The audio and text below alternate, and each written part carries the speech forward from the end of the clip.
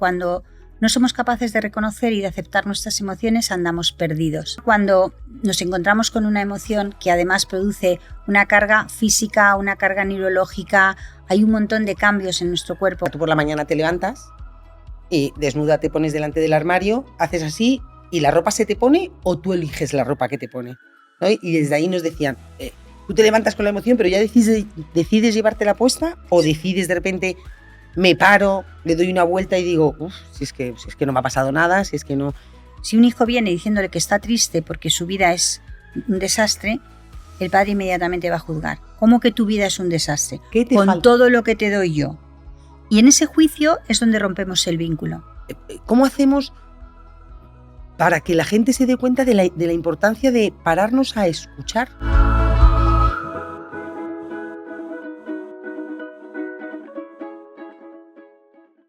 Buenas tardes, soy Lourdes Teresa, psicóloga. Bienvenidos a Espacio Sentium. Este espacio donde hoy vamos a hablar de emociones, familia y salud mental, desde un lugar cercano y preventivo. Hoy queremos poner el foco en algo fundamental, que es cómo entender y acompañar a las emociones puede marcar la diferencia en nuestro bienestar. Y para ello tengo la suerte de contar con Olga Cañizares, experta en inteligencia emocional, coach, formadora y autora de varios libros como Autoconocimiento, Asertividad y Competencias Emocionales. Buenas tardes, Olga, y bienvenida. Muy buenas tardes, muchas gracias. A ti por acompañarnos y vamos a ver todo lo que aprendemos hoy contigo de inteligencia emocional. Me gustaría empezar a preguntarte, en uno de tus libros, en el de experto en inteligencia emocional, hablas de la importancia de aprender a reconocer y regular nuestras emociones. ¿Qué consecuencias tiene el no hacerlo para la persona, para la salud mental y sobre todo especialmente para los adolescentes? Sí, yo hablo de eso y deberíamos hablar todos, porque cuando no somos capaces de reconocer y de aceptar nuestras emociones, andamos perdidos. Sobre todo porque las emociones nos secuestran. Empiezan a gestionar nuestra vida en lugar de gestionar nosotros nuestras emociones. Sin duda, cuando nos encontramos con una emoción que además produce una carga física, una carga neurológica, hay un montón de cambios en nuestro cuerpo cuando una emoción aparece y no sabemos reconocerla y aceptarla, nos perdemos y entonces la emoción nos secuestra y claramente para un adolescente, imagínate que están constantemente viviendo ese cambio, que están constantemente viviendo emociones que no siempre saben identificar, que no siempre saben gestionar, luego claramente se convierten en algo que al no poderlo gestionar pues les asusta, les da miedo y pueden tener reacciones pues eso, de ansiedad, de malestar, incluso agresivas en algún momento. Es verdad que yo hablo muchas veces con los pacientes que por la mañana te levantas y de repente no sabes por qué y te levantas encabronado. Y ya bajas a la cocina y no te paras a pensar y decir, pero espérate un momento si me acabo de levantar. Sino que esa emoción, te has levantado con ella, no sabes muy bien y te la llevas puesta. Y te la llevas puesta todo el día. En la manera de conducir, en la manera de estar en el trabajo, en la manera... ¿Esto por qué nos pasa? Bueno, esto lo mismo que decíamos antes, Lourdes, porque nos secuestra la emoción.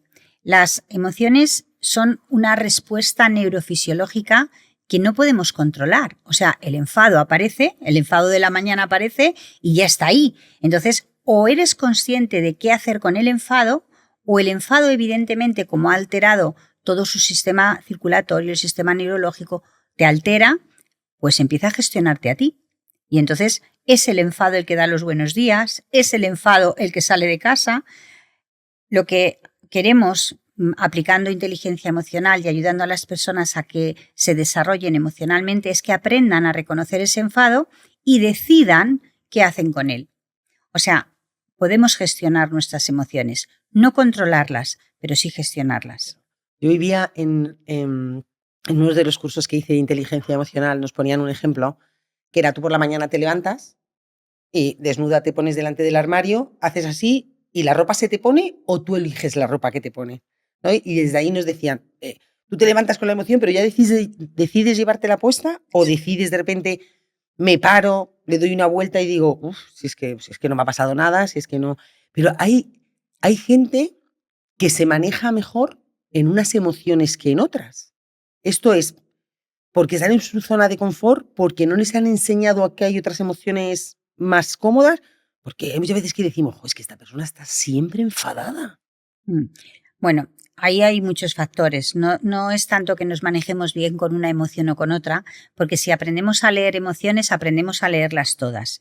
Lo que pasa es que hay algunas que tienen determinada intensidad, que es cuando llamamos que una emoción entra en carga emocional. Si llevamos mucho tiempo con una emoción o tenemos un estímulo emocionalmente competente muy intenso, la emoción puede coger un nivel que ya es muy difícil de gestionar. Entonces, tenemos que estar conscientes y tenemos que darnos cuenta cuando una emoción se ha convertido en una carga emocional. Y probablemente es a lo que te refieres cuando dices, hay algunas emociones que manejamos bien, mejor que otras.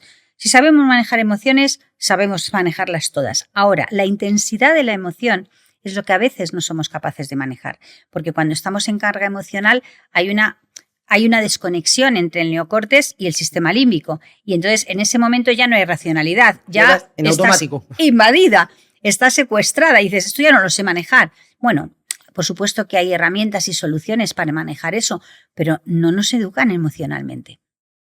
Ahí está un poco para lo que estamos aquí. Sí, este es el problema y sobre todo con los más pequeñitos, que está muy bien para los que no somos tan pequeñitos, pero es verdad que teniendo ya que se habla mucho de inteligencia emocional, tenemos la suerte de que, bueno, tú has escrito muchos libros y lo pueden leer profesionales, papás, mamás, hijos, el que sea, pero seguimos sin saber utilizar bien la inteligencia emocional. ¿Tú crees que es fundamental que se enseñara a los niños desde chiquititos a inteligencia emocional? En casa, en el cole. Mira, es tan importante como enseñarles a leer un libro. Nadie nos plantearíamos en este momento que un niño no supiera leer. Bueno, desde nuestra perspectiva, no deberíamos plantearnos nunca que un niño no sepa reconocer sus emociones. De hecho, ya hay programas de educación emocional en colegios. Vosotros estáis, bueno, Sentium está haciendo un programa también para educar emocionalmente, porque al final casi todas las decisiones que tomamos en la vida tienen que ver con alguna emoción. Entonces, si aprendemos a leer, deberíamos aprender también a leer emociones.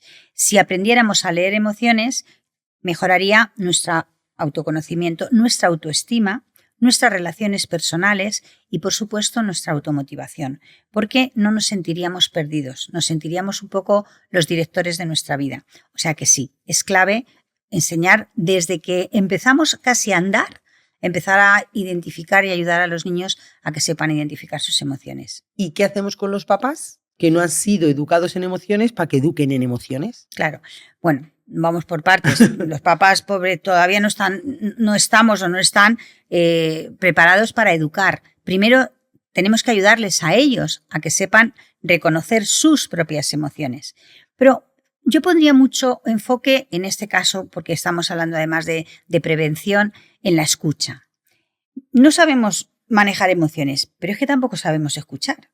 O sea, tenemos que aprender a saber escuchar sin juzgar. Y en el caso de la adolescencia, que es uno de los temas que queremos trabajar para que haya una prevención real, hay que aprender a escuchar, a acoger sin juicios. Entonces, yo empezaría por ayudar a los papás a que aprendan a escuchar, porque tampoco nos han enseñado a escuchar. Oímos, pero nuestro propio diálogo interno nos interrumpe esa escucha activa con el otro. O sea que empecemos por la escucha y luego ya nos vamos a las emociones. Luego ya vamos viendo qué vamos haciendo. Vale, en el libro en el de inteligencia emocional, ¿crees que esta carencia, la de que nadie nos enseña a gestionar emociones, crees que esta carencia está detrás de muchos problemas del malestar emocional que vemos hoy en día en la familia, en los jóvenes, sí, y que llega incluso a llegar a consulta? Totalmente. Claro que tiene mucho que ver porque, como decíamos antes, Lourdes, cuando no sabemos reconocer nuestras emociones, nos sentimos totalmente perdidos. Nos sentimos en una especie de pozo negro. Porque, ¿qué hacemos con ello? ¿Qué hacemos cuando algo nos invade? Cuando además no sabemos a quién contárselo, no sabemos qué hacer con lo que nos lleva ese comportamiento. Entonces, entramos en una especie de estado de ansiedad y claro que nos puede llevar a trastocar nuestra salud mental porque nos sentimos solos, nos sentimos perdidos, nos sentimos sin poder conseguir los objetivos que nos proponemos. Así que, bueno, es que es clave. Es como aprender a leer. Es que es de este volumen. Sí, o sea, sí. nadie nos plantearíamos ahora no saber leer en esta sociedad. Pero es que no nos podemos plantear no saber gestionar emociones. Sí, sí, que hay mucho, a mí me llegan muchos padres a la consulta y me dicen, si es que Lourdes, yo le pregunto, ¿qué te pasa? No sé. Digo, Sí. es que no lo sabe. No lo es sabe. que no lo sé porque no te quiera contestar. Y entonces, ¿cómo le tengo? Pero enfadados. Digo, pero de todas maneras, o bajamos el listón. Mi hijo no habla conmigo. Joder, ni yo tampoco. Claro.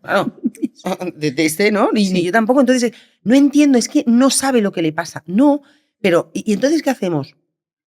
Pues ir preguntándole. Si es que si tú le vas preguntando, le vas a ir llevando. Si el adolescente se sienta, el niño pequeño se siente, bueno, o incluso la pareja, se siente escuchado, pues no lo sé, venga, pues vamos a ver, estás cansada, estás saturado del trabajo, estás preocupado.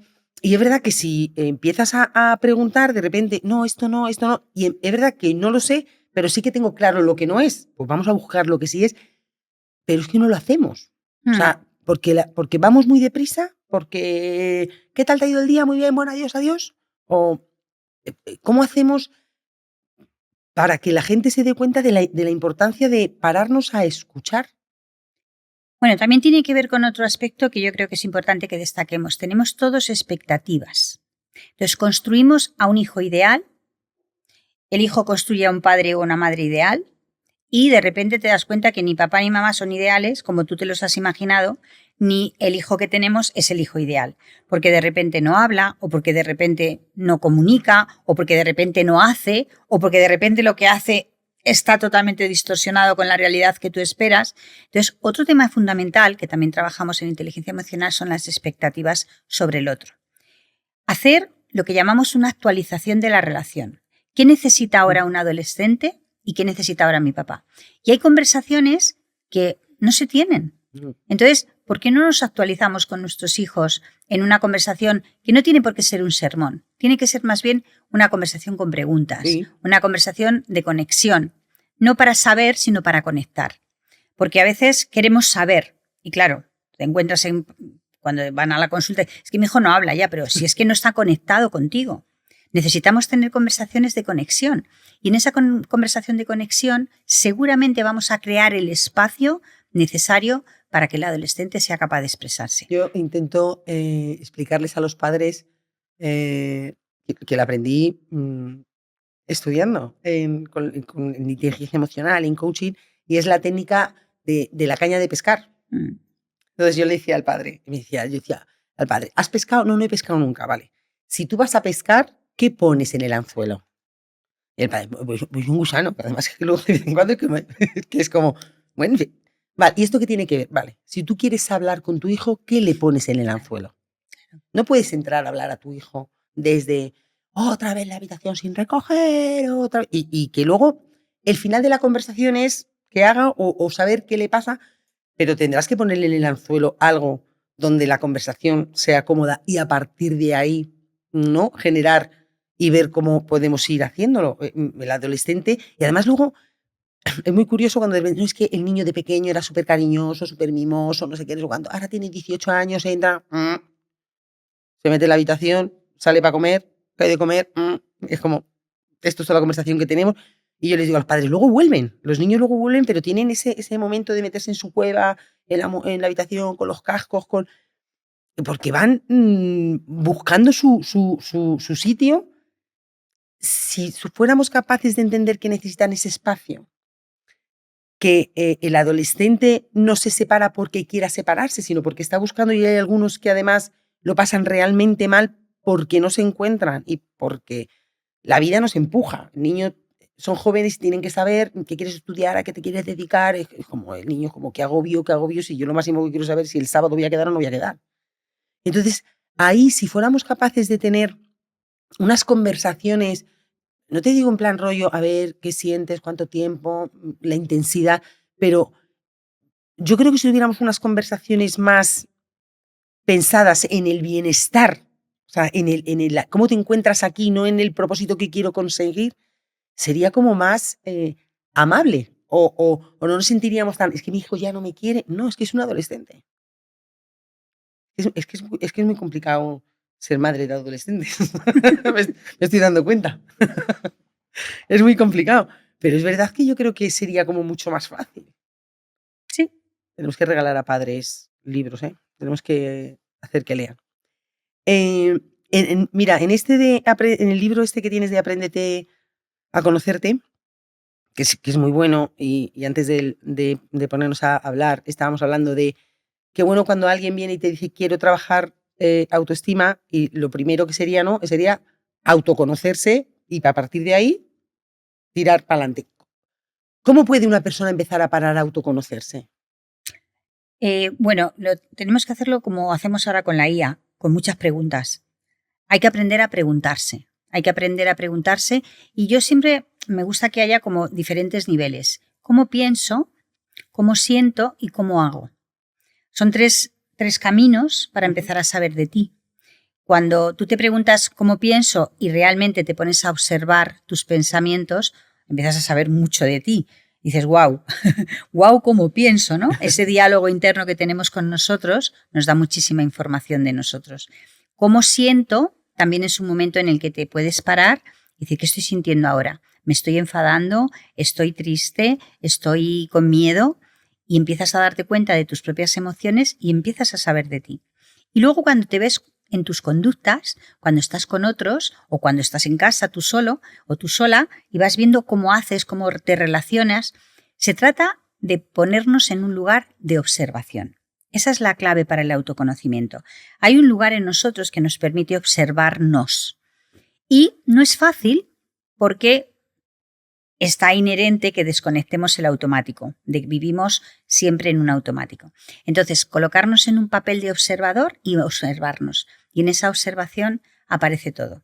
Aparece lo que hacemos, lo que pensamos, lo que sentimos, lo que nos gusta. Entonces, bueno, yo insto a esa observación para el autoconocimiento. Bueno, es buenísimo. Es buenísimo y a partir de ahí, y yo creo que además, cuando tú paras a autoconocerte, además de parar para saber por dónde quieres tirar, parar y cómo he llegado hasta aquí. Pero y yo quiero seguir estando aquí, pues si me he hecho esta pregunta, a lo mejor es porque no quiero seguir aquí. Vale, pero hay mucha gente que de repente es como, ya, no quiero estar, es incómodo, pero es mi zona de confort.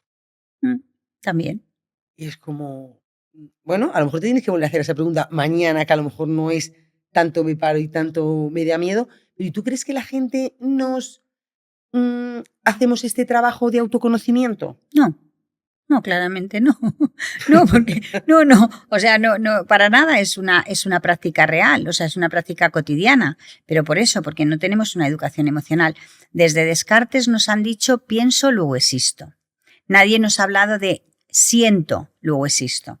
Entonces, hemos desarrollado mucho nuestra inteligencia racional, esa parte mental que es realmente nos ha llevado en esta sociedad a donde estamos, pero esa parte emocional yo creo que es una decisión. O sea, no podemos obligarle a nadie a que crezca. Tú no puedes llegar a decir a la gente, tú tienes que desarrollar tu inteligencia emocional, te tienes que observar. No, yo creo que hay que esperar y cuando las personas lo necesitan, lo buscan.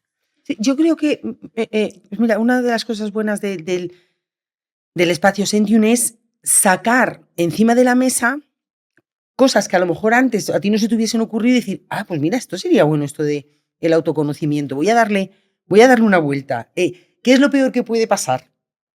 Bueno, pues que descubra una parte de mí maravillosa o que la tenía ahí dormida o una parte de mí que no me gusta. Bueno, pues vamos a hacerla pequeñita y que no esté. O sea, que puede ser algo como muy, muy chulo. Lo es.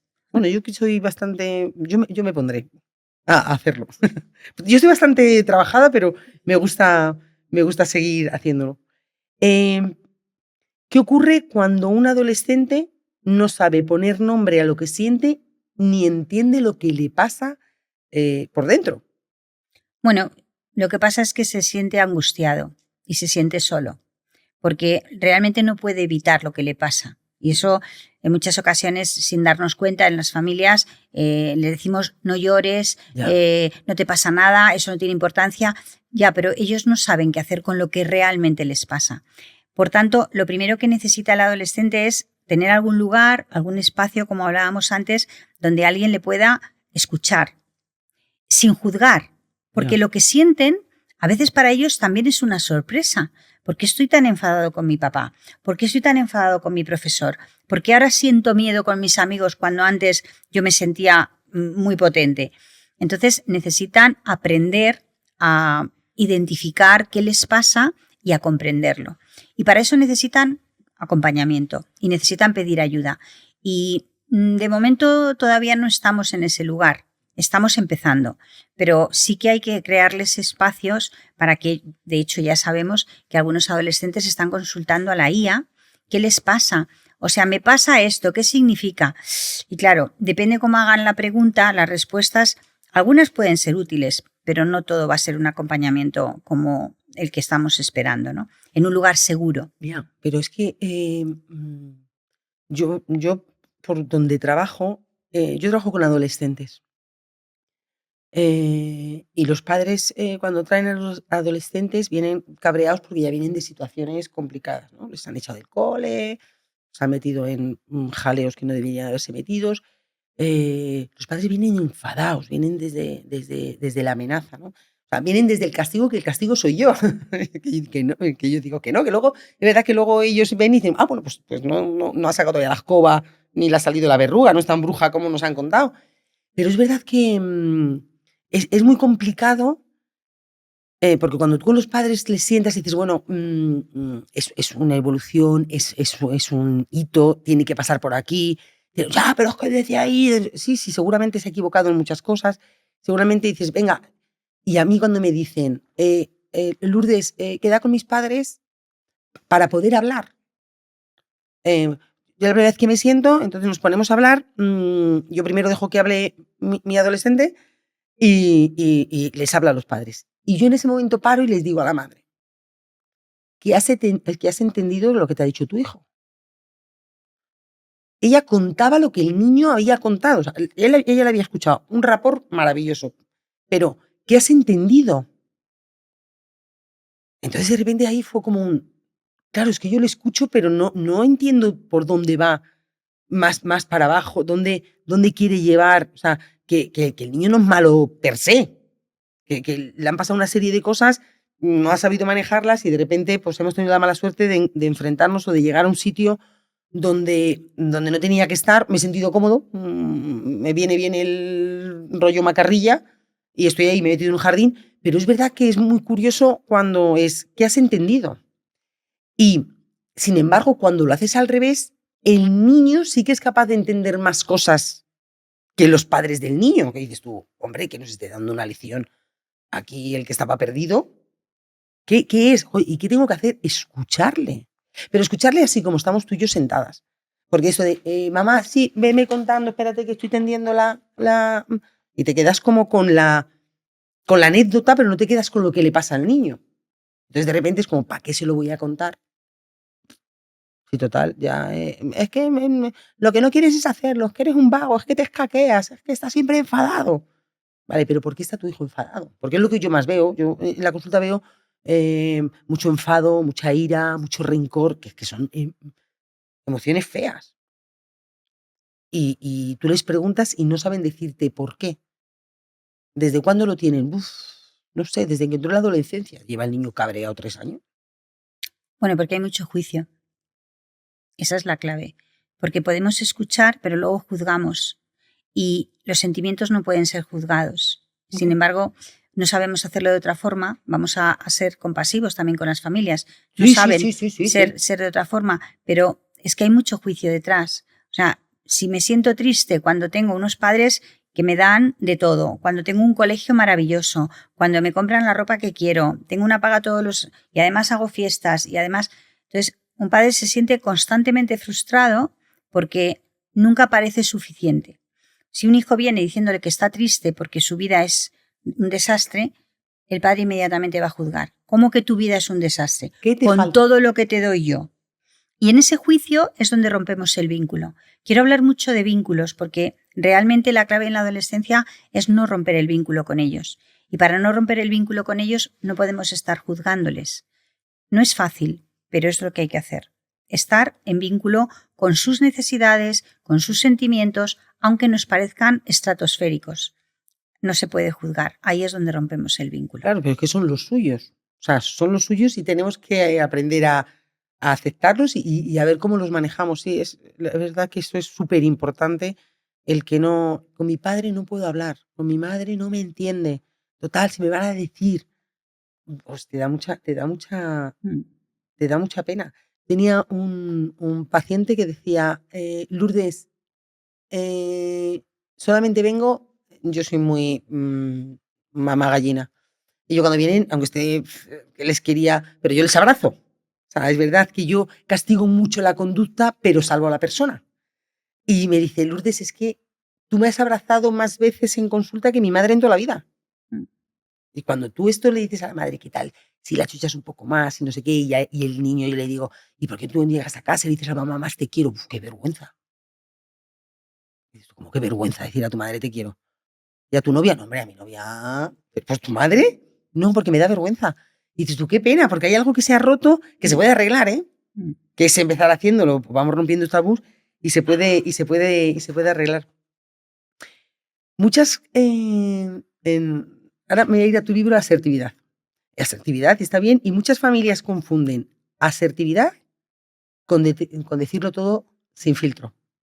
¿Qué matiz crees que es la clave para cuidar la salud mental en la comunicación familiar? Bueno, la asertividad tiene que ver con la intención también. Entonces, no vale con decirlo todo, no. Para tener una conducta asertiva y una comunicación asertiva, tenemos que mantener dos grandes lugares en nosotros. Uno es el respeto y otro es la validación. Y tiene que funcionar a la vez. Tenemos que respetarnos y validarnos y respetar al otro y validar al otro. Entonces, no, la asertividad no es decir lo que pienso sin filtro, porque eso puede llegar a ser agresivo. La asertividad es conocer tus necesidades, conocer tus derechos, pero también conocer los derechos y las necesidades del otro. La asertividad es una de las grandes herramientas y yo diría que es la clave en una comunicación efectiva, tanto en la adolescencia como en las relaciones interpersonales ya de adultos o de lo que sea.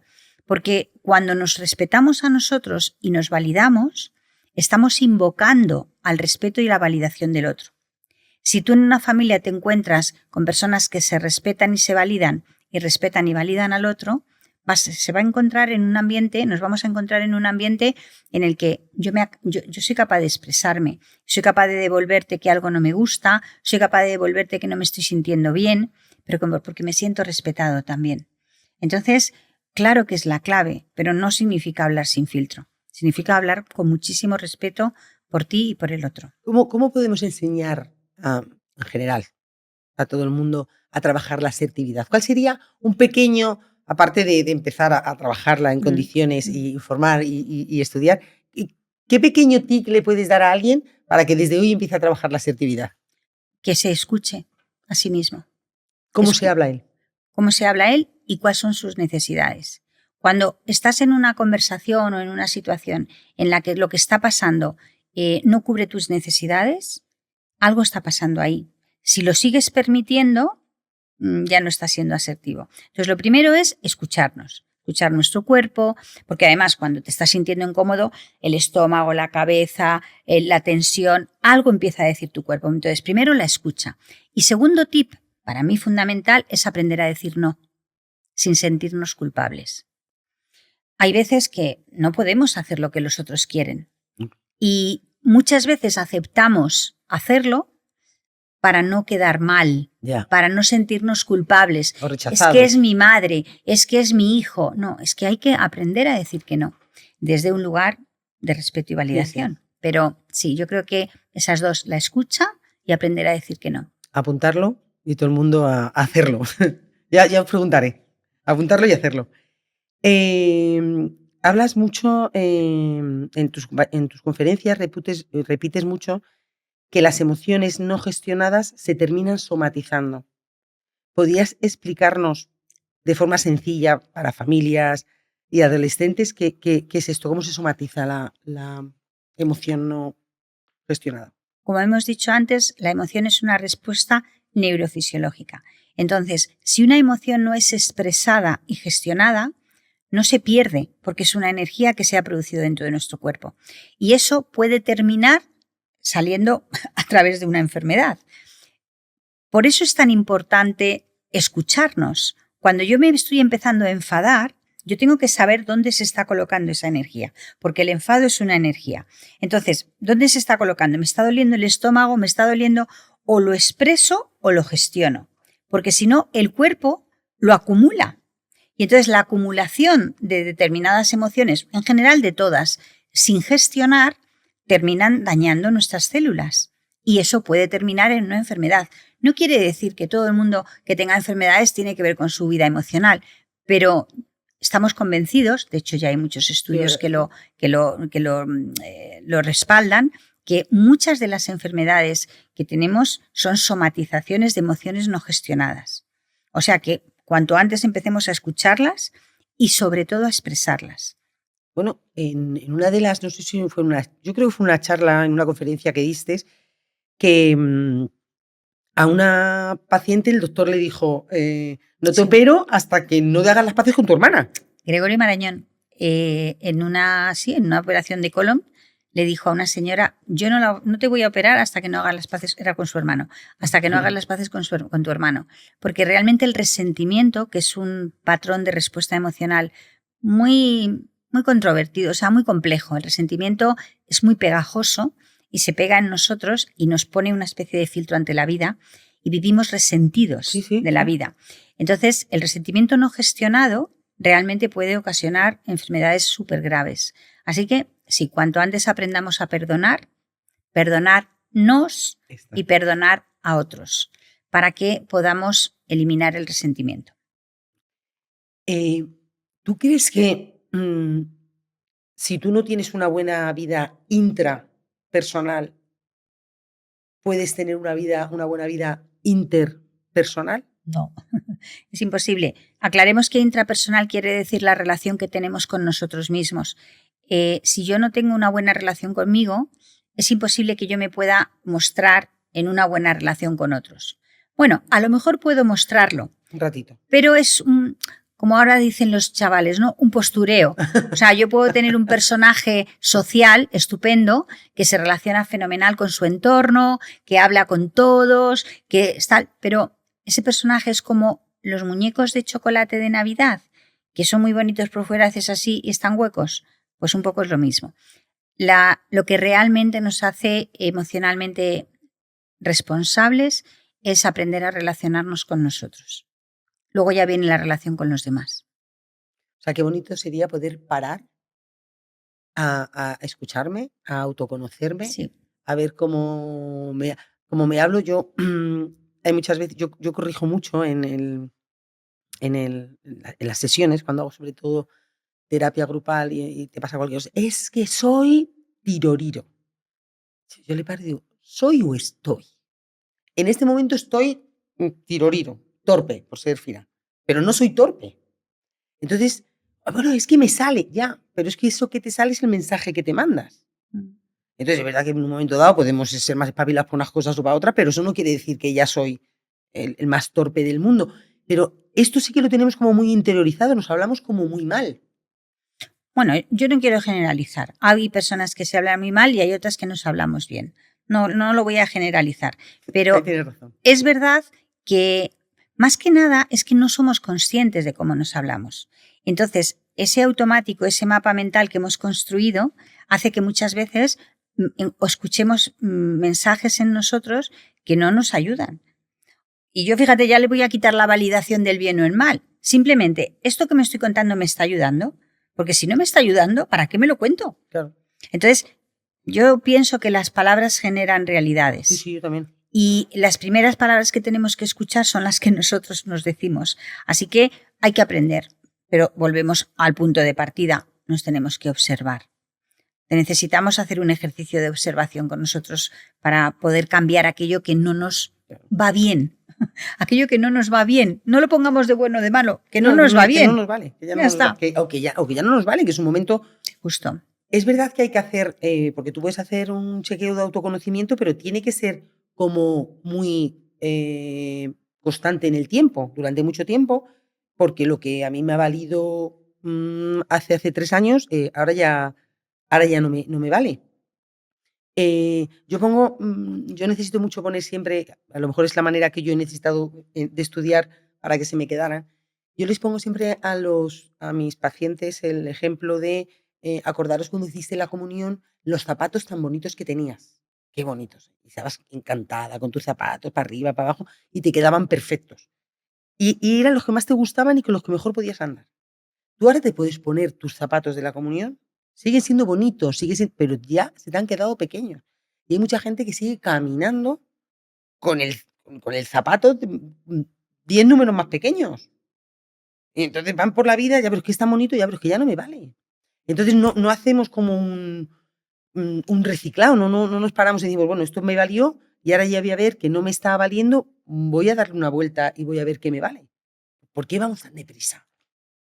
Bueno, primero porque tenemos una influencia exterior a toda velocidad y además nos hemos focalizado en el hacer, no en el ser.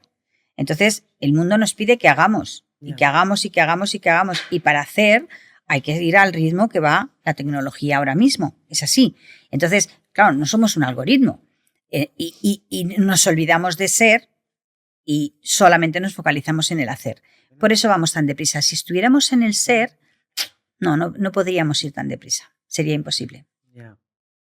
Hay que ser más. ¿Qué emoción, cuál es la emoción que tú ves o que has trabajado o que has visto o que te han preguntado que sea la emoción mal gestionada, más relacionado con el sufrimiento?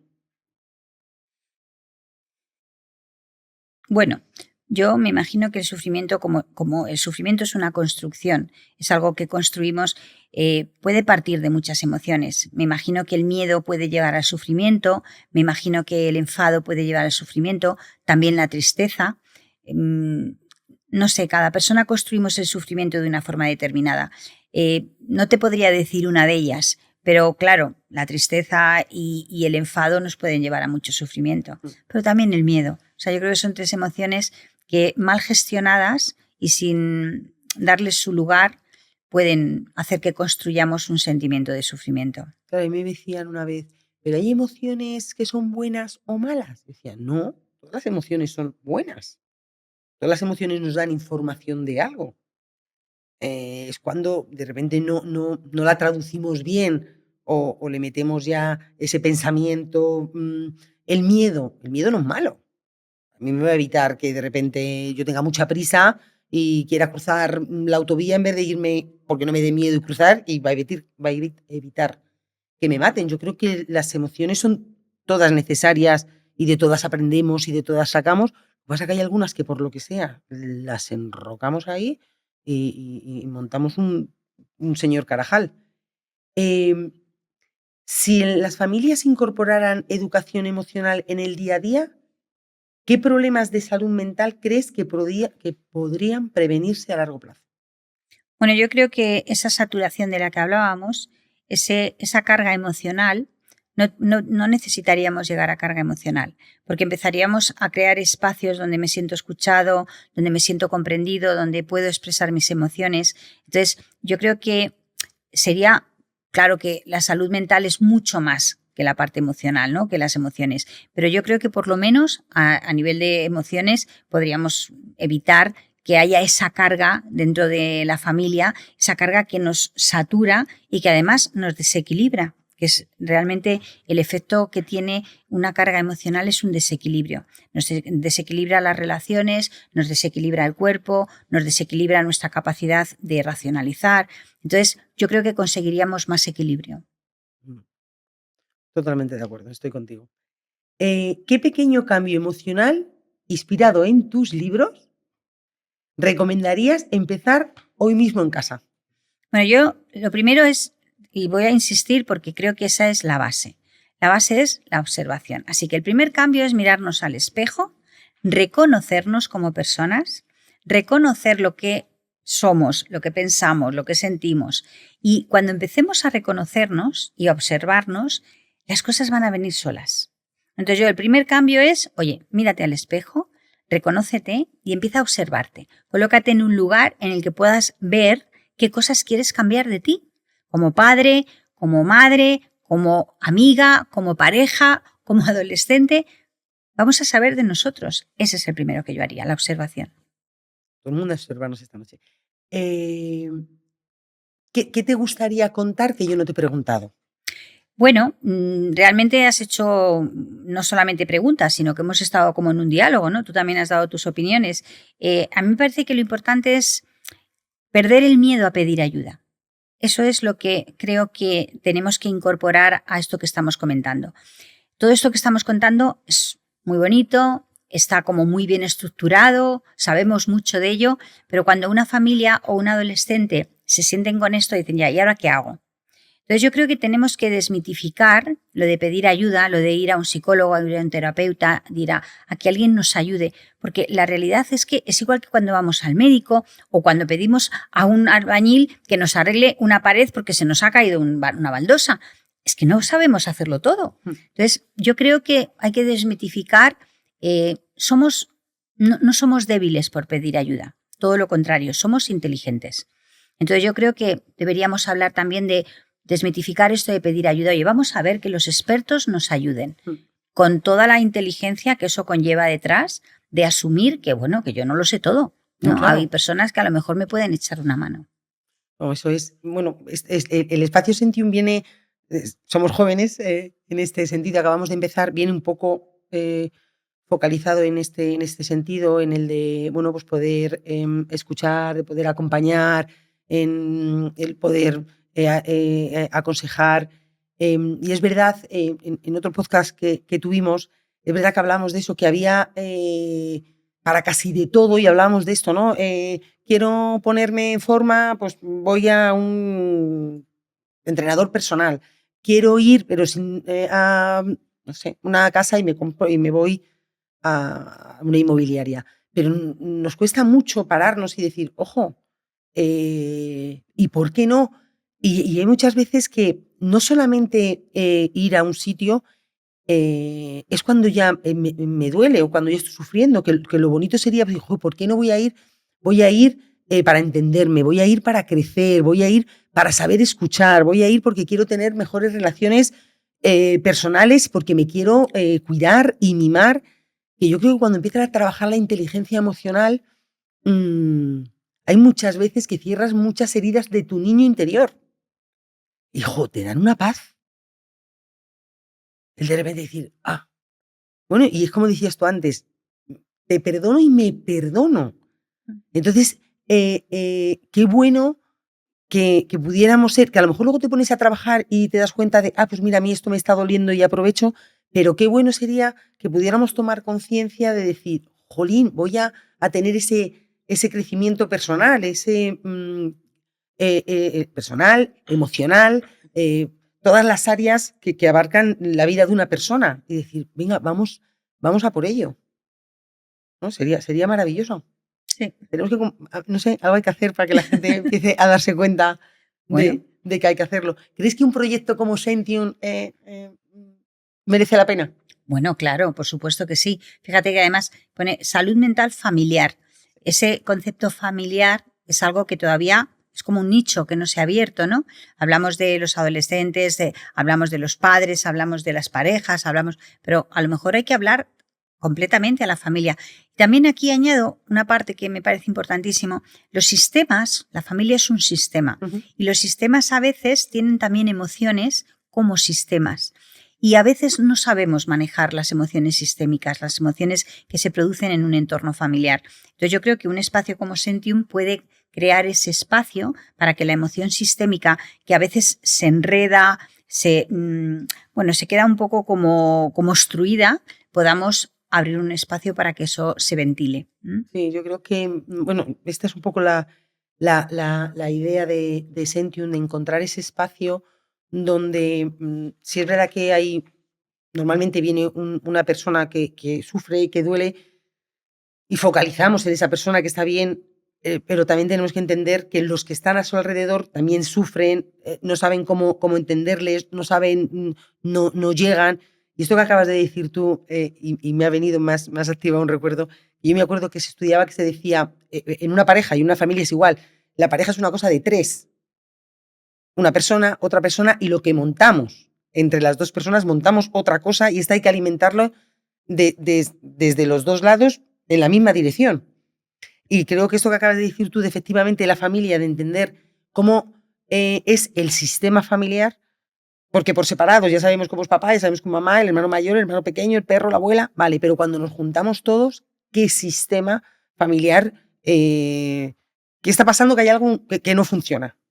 Entonces, mira, esto me viene muy bien y ha sido un placer tener he aprendido más de lo que había aprendido de ti, me llevo muchas más cosas.